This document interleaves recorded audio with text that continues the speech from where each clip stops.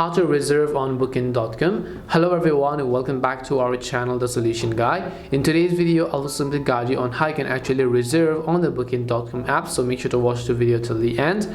In order to reserve on the booking.com app, all you need to do is simply go ahead and then actually open the booking.com application. Then once you launch the booking.com app, you will see this type of interface where you can basically just select the search button in order to search for a specific hotel. Once you search your location and a hotel, you can select a specific hotel that you want to book, and then you can also select no credit card needed and payment methods. You can select the rooms that you want to add to this. You can select 1 room or 2 rooms, select and customize. You can select number of rooms. Just click on select, and then all you need to do is click on the reserve button from the bottom right of the screen in order to go ahead and then actually reserve a hotel in booking.com. This is simply how you can reserve on booking.com. We hope the video was really helpful, and if it did help you, make sure to leave a like and subscribe to the channel. And if you have any questions, feel free to leave them down in the comment section. Thank you very much for watching till the end, and see you in the next video.